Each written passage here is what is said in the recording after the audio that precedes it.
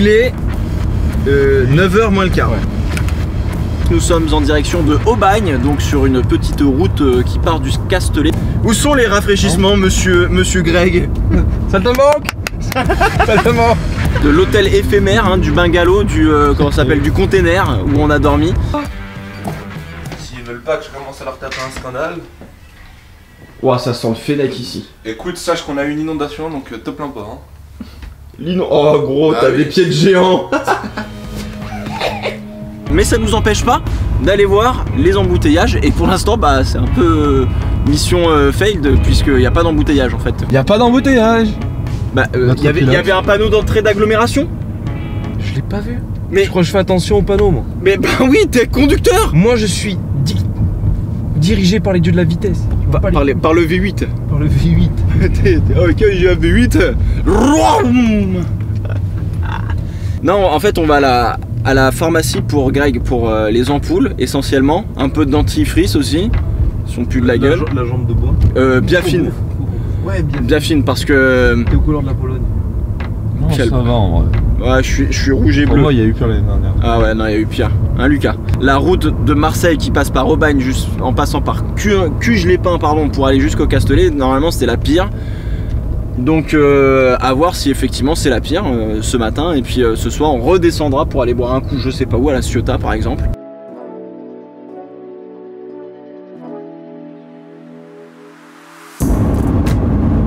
Mais gros, la déception! Il est déçu! Ah, arrête, toi aussi t'es déçu, mec. Oui, j'avoue, je suis déçu. En vrai, on s'est levé tôt pour redescendre, pour acheter le petit déj, pour remonter en se disant, bah, on prend de la marge. Là, on a pris zéro marge en vrai là. Regarde ça. Il y en a, il vit sa meilleure vie dans J'ai cette pas Audi, appuyé là. sur le frein depuis Aubagne. Ça circule. On attend Greg qui arrive avec la trousse à pharmacie puisqu'il l'a oublié dans la voiture. Donc en fait, on a perdu plus de temps sur un aller-retour à pied que à monter depuis Aubagne jusqu'au Castellet. Donc pour l'instant, bouchon, très déçu vu qu'il n'y en a pas.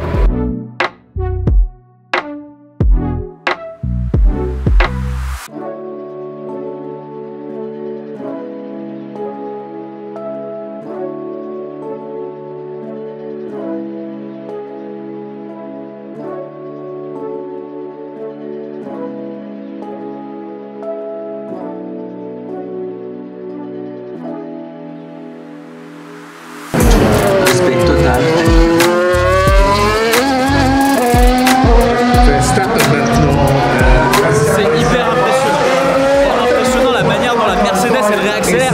Ça se voit à vue d'œil par rapport à toutes les autres voitures à quel point elle est plus rapide sur les réaccélérations. C'est bluffant. Mercedes versus Red Bull versus Ferrari. That's the battle we have.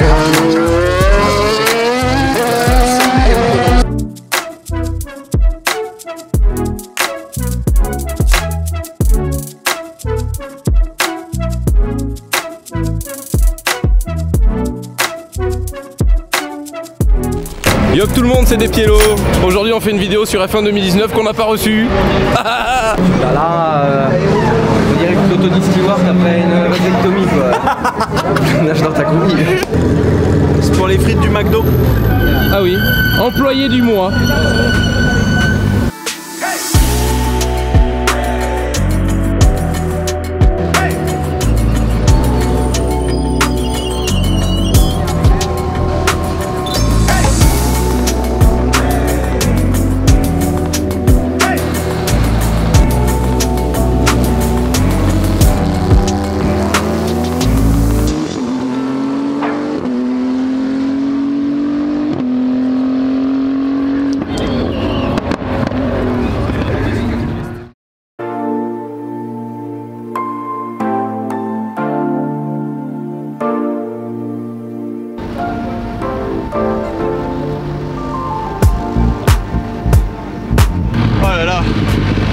Je lui ai dit, grosso modo, Adrien Pavio m'a dit de lui dire qu'il freinait très tôt.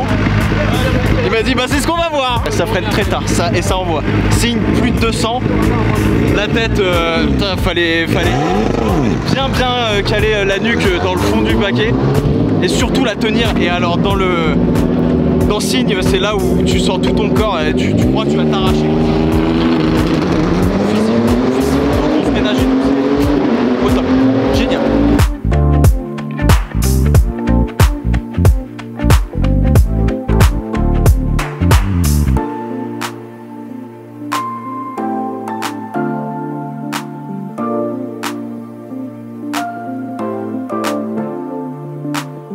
sur les run-off area modernes entre guillemets. Et en fait, eh bien, on a à droite ici la zone rouge, donc la zone qui dégrade beaucoup le pneu parce que là, il faut vraiment arrêter la voiture. C'est comme des graviers entre guillemets. Là, on voit que ici, c'est on sent même à la semelle de la chaussure que c'est vraiment très rugueux. Et pareil ici, le bleu est un peu moins rugueux. Il est moins rugueux et puis après on a de l'asphalte. Donc du coup, effectivement, si on passe ici, on défonce les pneus, mais au moins ça peut arrêter la voiture, mais peut-être pas aussi bien qu'un bac à gravier. Mais au moins on est sûr que ça ne fait pas de machine à laver. Hein.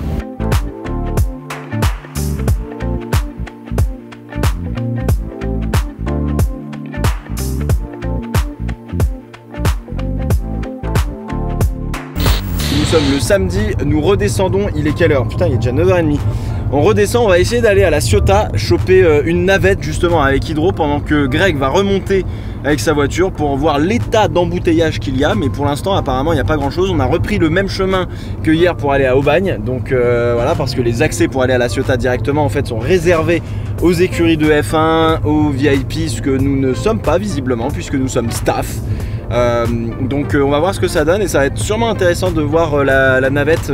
J'ai bien envie de tester parce qu'apparemment il y a aussi des animations dans la navette, donc ça peut être assez cool. T'en penses quoi mon petit Hydro? Moi je suis un peu plus pessimiste parce que ça a l'air blindé quand même les navettes. Hein. Alors apparemment ça a l'air complet, mais je dis bien apparemment. Ouais, on verra. On verra. Bon, la route elle est belle, on peut faire vrombir le V8, tu vois. On peut faire vrombir le V8. Non mais sans blague, il y a zéro. Enfin, je veux dire, t'as pas de ralentissement, même les ronds-points sont bien gérés, t'as les gendarmes qui bloquent tout, qui disent vous allez là, vous allez là, il n'y a pas de file d'attente ou quoi que ce soit.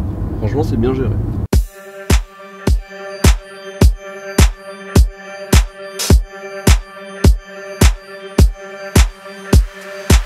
On a fait quoi, 3 quarts d'heure de route? 3 quarts d'heure de route parce qu'on s'est gouré comme des connards avec Waze et etc. Parce que là, dans la voiture c'est du double vitrage, donc évidemment Hydro il capte toujours jamais et on s'est complètement englué dans le trafic comme des cons. Donc on arrive à la Ciotat, là ça commence à être sacrément le bordel, il y a beaucoup de cars, donc je suppose que c'est les navettes relais, il y a beaucoup de monde, il est 10h15. Je sais pas ce qu'il y a, si c'est du mélange Grand Prix de France et du mélange de personnes qui veulent juste aller à la Ciotat et se baigner. Il fait beau, il fait chaud, donc il y a aussi ça qu'il faut prendre en compte. Donc bon bah on va voir ce que ça donne. Hein. Il y a 1, 2, 3, 4, 5, 6, ouais, non, il y a masse de bus. Il y a 14 bus qui sont vides, qui attendent. Et regardez, on est quoi? On est même pas une dizaine. Mais ça a l'air quand même pas trop mal organisé, ils font ce qu'ils peuvent, en vrai ça va. Hein. Non mais en soi t'as un bouchon à la Ciotat. Ouais c'est ça. C'est un rond-point. Ouais c'est puis ouais. On a fait que un quart d'heure de bouchon véritablement, donc franchement ça va quoi. Et puis il fait beau, il fait super chaud, les gens ils veulent aussi aller se baigner, c'est le premier. C'est ça, ouais, c'est à la plage là-bas. Ça y est, on est dans le bus. Hydro, on est combien dans le bus? 6. On est 6. Bon, regardez le bus que c'est. On est 6. Là on est bien monsieur là. Là ça c'est vraiment du VIP quoi. Donc on est 6, on n'est pas. Il est quelle heure là? Il est 10h30. 10h30 passé. Bon bah on va voir à quelle heure on arrive, si ça bouchonne ou pas. Normalement ça devrait bien se passer. Bon alors ça y est, on est arrivé sur le circuit. On a mis combien de temps en vrai? En vrai on a mis une trentaine de minutes, un peu moins, mais on s'est fait bloquer sur le parking des bus parce que ça bloque. Il y avait beaucoup de bus en fait pour arriver et pour peu de personnes. On était 6 dans le bus, donc ça s'améliore, mais en fait on m'a expliqué que s'ils avaient prévu autant de gros bus, c'était fait justement pour que le soir quand tout le monde part, et le bus il se remplisse direct. Donc vaut mieux avoir des gros bus pour arriver et aussi pour repartir. Mais en tout cas on a attendu 0 minute, 0 seconde pour rentrer quoi, genre, le bus est parti quoi. Il est reparti. On a croisé des Britanniques qui étaient dans le bus qui nous ont dit ouais ça se trouve assez facilement, donc c'est top. Il y a un peu d'optimisation, mais c'est une bonne nouveauté clairement. Par contre quand on arrive ici à la porte donc à Sainte-Baume je crois, non c'est Bossé pardon, quand on arrive au Bossé, faut faire un sacré détour pour pouvoir se faire fouiller. Genre on est arrivé par là. Et en fait faut remonter tout le rail jusque là-bas, redescendre au même point. C'est ça, et du coup bon c'est un peu long, c'est un peu chiant, mais bon après ça se fait hein. Vous êtes sur le circuit et c'est ça qui compte quoi.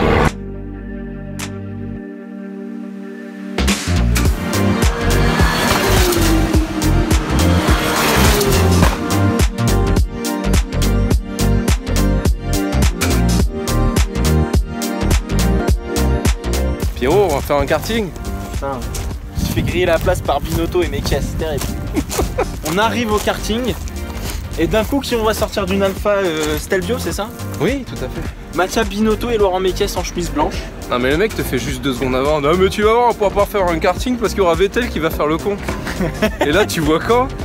Tu vois Binotto qui sort du 4x4 et tu vois tout le staff Ferrari. Il a l'air de se faire tellement chier en fait. Il a un talent pour devenir commissaire. Ah, il m'éclate.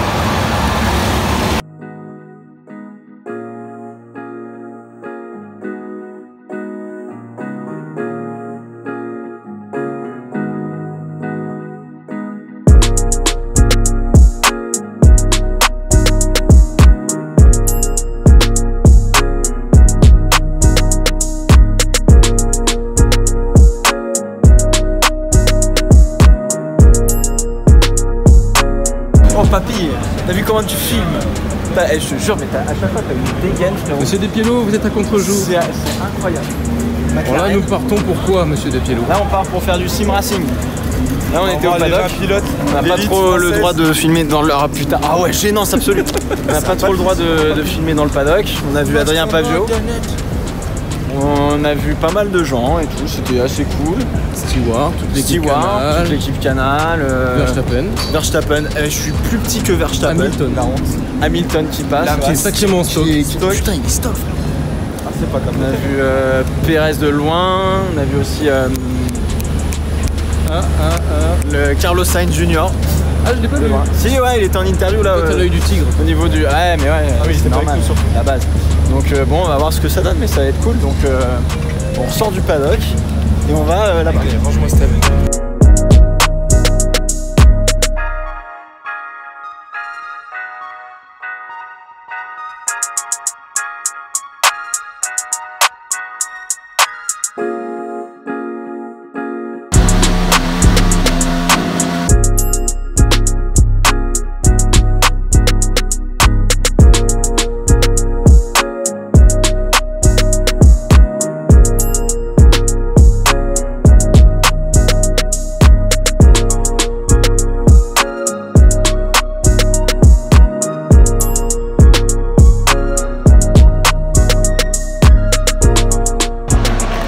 On attend de classement, c'est parti.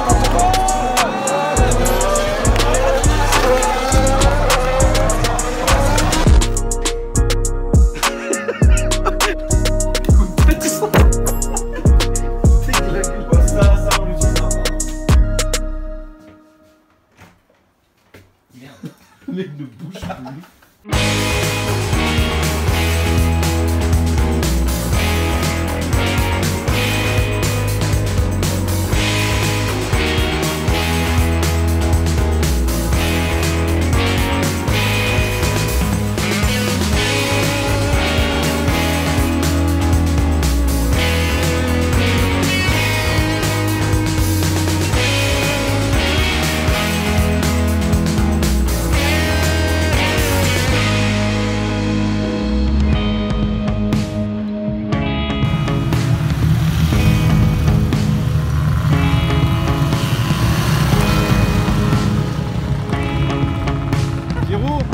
Un gendarme sur un piwi.